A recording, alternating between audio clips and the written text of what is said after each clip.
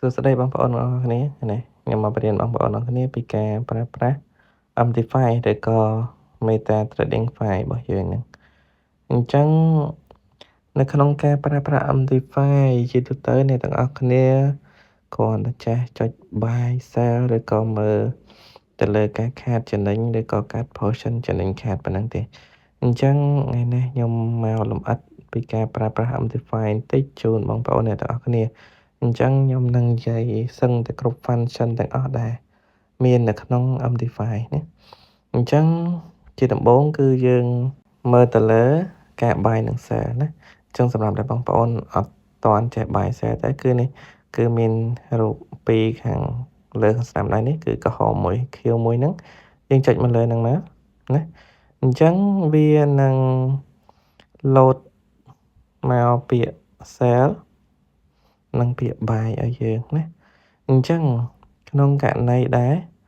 យើងចង់ buy ឬក៏ចង់ sell អញ្ចឹងយើងអាចចុច buy ឬក៏ចុច sell នៅនឹងបានណាហើយកណ្ដាលនេះគឺជា lot size ណា lot size នេះក៏យើងអាចសេរីវាបានដែរអាចយើងតម្លើងឬក៏តម្លាក់វាបានណាគ្រាន់តែបើសិនជាយើងចង់តម្លើងយើងចុចលើនេះមកណាចង់តម្លើងណាអញ្ចឹងក្នុងនេះវាមានមួយចំនួនដែលយើងអាចចុចបានដូចជា 0.01 0.010 0.50 ឬក៏យើងអាចតម្លើង1 lot ឬក៏អីតាមដែលចិត្តយើងចង់បានណា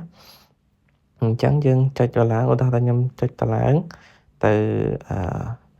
0.5 ចុះណាអញ្ចឹងយើងចុចមកវានឹងឡើងមកអូតូអញ្ចឹងបើសិនជាយើងចង់ចុះវិញយើងត្រូវធ្វើម៉េចអញ្ចឹងបើសិនជាយើងចង់បញ្ចុះវិញយើងត្រូវចុចនេះសញ្ញាព្រួយខាងក្រោមនេះណាយើងចុចព្រួយនឹងមកវានឹងមានពាក្យដកមកវិញនេះអញ្ចឹងខ្ញុំយកពាក្យដក 0.5 វិញមកណាអញ្ចឹងវានឹង load ដក 0.5 ឲ្យយើងវិញណាអញ្ចឹងវានឹង load 0.1 វិញដដែលណាអញ្ចឹងក្នុងការដែល trade គឺ lot size ហ្នឹងសំខាន់ណាស់បើសិនជាបងប្អូនដាក់កាន់តែច្រើនណាវាកាត់លុយកាន់តែច្រើនតែក៏ចំណេញវាក៏បានកាន់តែច្រើនដូចគ្នាប៉ុន្តែវាហានិភ័យខ្ពស់បើសិនជាយើងអត់តន់ចេះច្បាស់ចេះអីទេយើងផឹក lot size កាន់តែធំយើងនឹងមានអារម្មណ៍ថាភ័យឬក៏អីជាដើមអញ្ចឹងមួយទៀតក៏យើងអាចចុច direct លើនឹងបានដែរយើងអត់ចុចបូកឬក៏ដកហ្នឹងទេយើងចុចពីលើលេខហ្នឹងហ្មងណានេះចុចពីលើលេខហ្នឹងហ្មងនេះដល់ពេលយើងចុចលេខអញ្ចឹងយើងអាចកែបានតែយើងកែដាក់លុបមកដាក់ 0.5 ឬក៏លុបមកដាក់ 0.15 អញ្ចឹងចុះណាអញ្ចឹងយើងអាចកែបានណា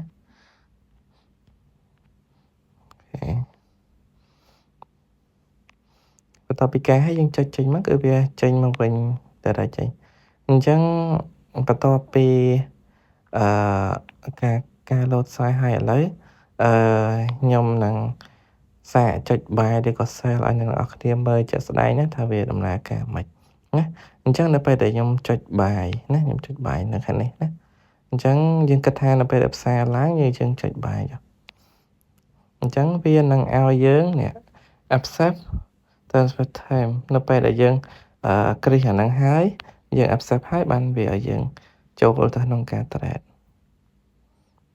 អូខេអញ្ចឹងបន្ទាប់ពីយើងចុចអញ្ចឹងហើយយើងអាចចុចពាក្យ buy នៅនេះបាននេះណាអញ្ចឹងខ្ញុំ buy មកអូខេបន្ទាប់ពី buy ហើយអញ្ចឹងយើងចាំមើលផ្សារថាវានឹងទៅណាដោយយើងអាចមើលផលចំណេញឬក៏ខាតមកលើនេះបាននេះកន្លែងពាក្យថា trade នៅកណ្ដាលនេះណាអញ្ចឹងយើងចុចមកអូខេ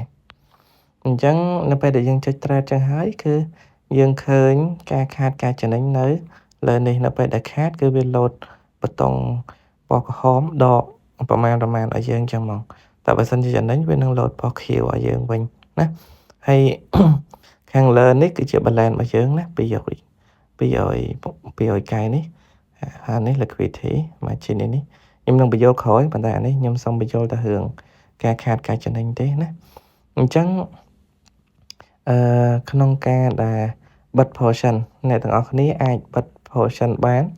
បើសិនជាអ្នកទាំងអស់គ្នាមាន 2-3 portion ឥឡូវតែខ្ញុំចុចbuy បន្ថែមចុះណាចាំខ្ញុំចុច buy ថែមណាវានឹង load portion យើងថែមតទៀតហើយណា អញ្ចឹងនៅពេលដែលយើងវា load portion យើងតទៀតអញ្ចឹងយើងចូលទៅមើលនៅក្នុងនេះនឹងឃើញ portion យើងថែមអូខេខ្ញុំសុំបាយមកក្របទៀតថែម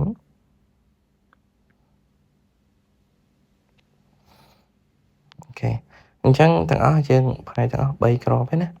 អញ្ចឹងនេះបើសិនជាមានអាណាចំណេញវានឹង load ពណ៌ខៀវអញ្ចេះណាហើយខាត load ពណ៌ក្រហមអញ្ចេះអញ្ចឹងក្នុងការបិទ portion ទី1បងប្អូនអាច close ម្ដងទាំងអស់ក៏បានឬក៏បងប្អូនអាចបិទម្ដងមួយក៏បាន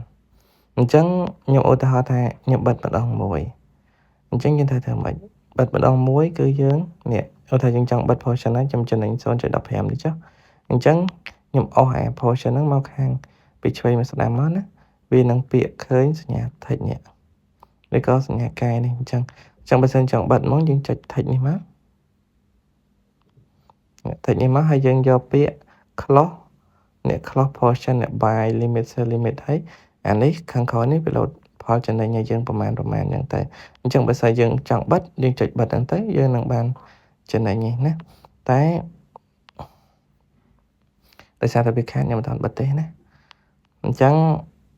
នេះយើងឃើញ load នេះដក 0.65 ដក 0.70 ណាអញ្ចឹងខ្ញុំថយវិញសិនអញ្ចឹងបើសិនជាចង់បិទទាំងអស់អញ្ចឹងយើងចុចអាណានេះបើសិនជាចង់បិទទាំងអស់គឺយើងចុចអាត្រេ3ទូចក្រោមនេះណាចុចត្រេ3នេះមក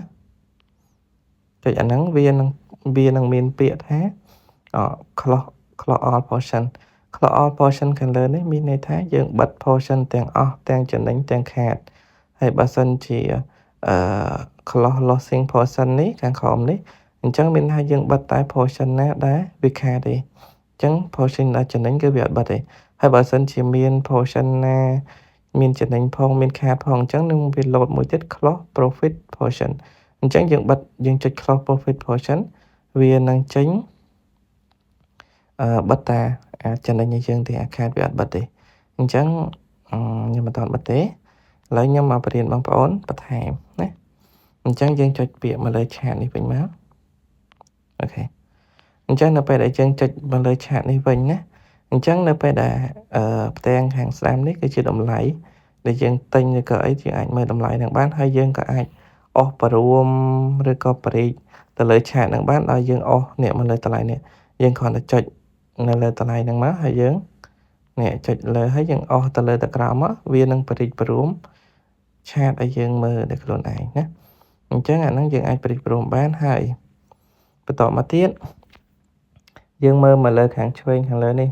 1M នេះអញ្ចឹង 1M ហ្នឹងមានន័យថាម៉េច 1M ហ្នឹងមានន័យថា1នាទីអញ្ចឹងយើងក៏អាចដូរ time frame ទៅមើល time frame ធំជាងហ្នឹងឬក៏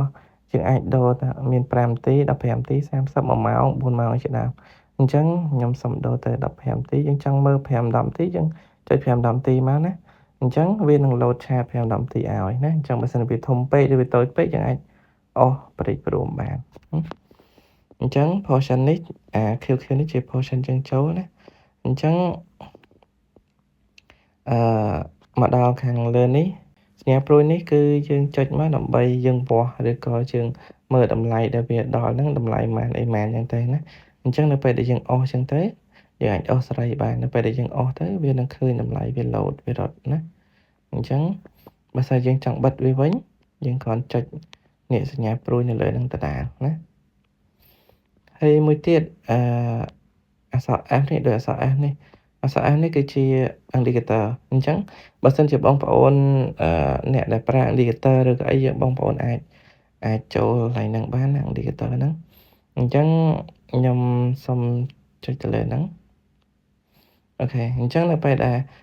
ចូលដំបូងវាអត់មាន indicator ទេអញ្ចឹងបើសិនជាបងប្អូនចេះប្រើ indicator អាចចុចនៅលើហ្នឹងបាន indicator ហ្នឹងចុច main window នេះមកហើយយើងរើសទៅលើ indicator ដែលយើង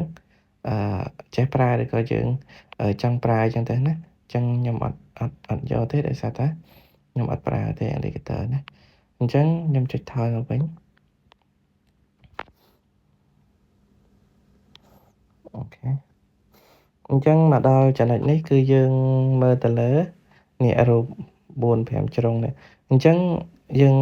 ចុចទៅលើហ្នឹងអាហ្នឹងគឺជាបន្ទាត់ឬក៏ជាប្រអប់ជាអីដែលយើងអាចយកមកគូស នៅលើឆាតដើម្បីចំណាំអីបានណាឧទាហរណ៍ថាយើងចុចមកលើហ្នឹងមកណាអញ្ចឹងបងប្អូនចង់បានអីគឺវានឹង load មក direct ឲ្យយើងណាឥឡូវខ្ញុំឧទាហរណ៍ថាខ្ញុំយកបន្ទាត់នេះមួយចុះដើម្បីយកปุ๊បយើងយកមកចុចលើកន្លែងណាដែលយើងចង់ចុចចង់ឲ្យវាដែរនៅហ្នឹងអញ្ចឹងយើងចុចប៉ក់មកវានឹង load បន្ទាត់ឲ្យយើងអញ្ចឹងយើងក៏អាចចុចលើបន្ទាត់ហ្នឹងអស់ចុះអស់ឡើងបានតាមអ្វីដែលយើងចង់បានថាខ្ញុំដាក់ដល់នេះណាអញ្ចឹងបន្ទាត់ហ្នឹងជាក់ស្ដែងក៏យើងអាចកែវាបានដូចគ្នាដែរណាអញ្ចឹងខ្ញុំសូមប៉ុណ្្នឹងទេតែបើសិនជាអ្នកទាំងអស់គ្នាចង់លុបបន្ទាត់ហ្នឹងវិញអ្នកនរគ្នាគ្រាន់តែចុចពីលើបន្ទាត់ហ្នឹងជាប់នេះនឹងមានពាក្យលុបមានពាក្យ copy មានថាបន្លែងវាជា2មានពាក្យ style ដូរ style ឬក៏កែ setting វាមួយចំនួនឬក៏យើងអត់នេះទេយើងចុច cancel បានតែបើសិនជាអ្នកចូលចង់ copy យើងចុច copy មកហើយវាលោតបន្ទាត់ពីយើងអាចចុចឲ្យជាប់ពីលើហ្នឹងហើយយើងអស់ទៅចង់បានប៉ុណ្ណាណាអញ្ចឹងបានប៉ុណ្ណឹងណាអញ្ចឹងដើម្បីលុបអាហ្នឹងបានយើងគ្រាន់តែចុចពីលើហ្នឹងចុចពាក្យ delete មកវានឹងលុបហើយនេះចុចមួយទៀត delete មកនឹងលុបហើយណាអញ្ចឹងយើងក៏អាចដូរ style ដល់អីវាបានដូចគ្នាគាត់ថាអានេះគ្រាន់តែជាការឧទាហរណ៍ឲ្យបងប្អូនមើលទេណាឥឡូវខ្ញុំចូលមើលមួយទៀតឧទាហរណ៍ថាយើងយក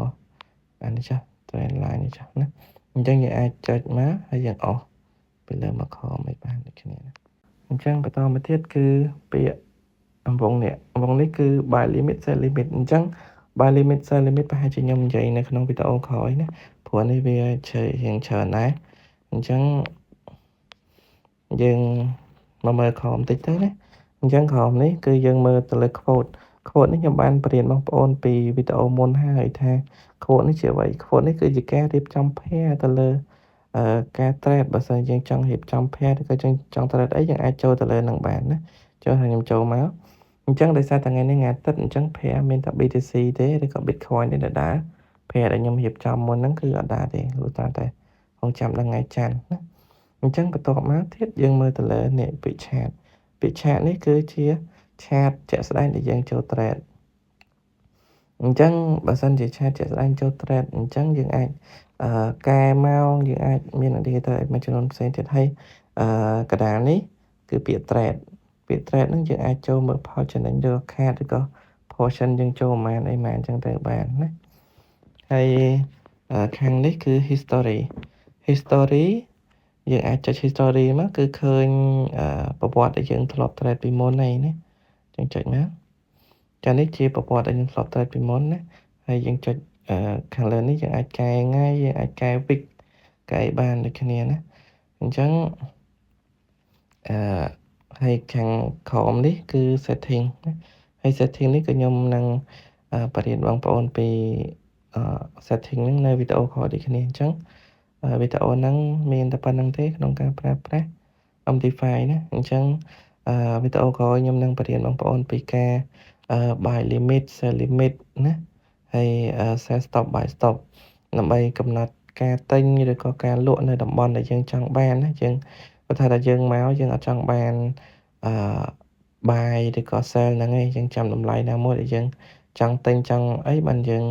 ចូលអញ្ចឹងយើងអាចដាក់ limit ឲ្យវាដល់ហ្នឹងគឺវាអូតូទិញឬក៏លក់បានហើយវីដេអូបន្តទៀតខ្ញុំនឹងបរៀនពី setting មួយចំនួនក្នុងការកែទៅលើbackground chat នេះឲ្យមើលទៅឃើញ clean ហើយមើលទៅឃើញស្អាតអញ្ចឹងឬក៏តាមពណ៌ candle ដែលយើងចង់បានណាអញ្ចឹងវីដេអូនេះខ្ញុំមានប៉ុណ្្នឹងទេ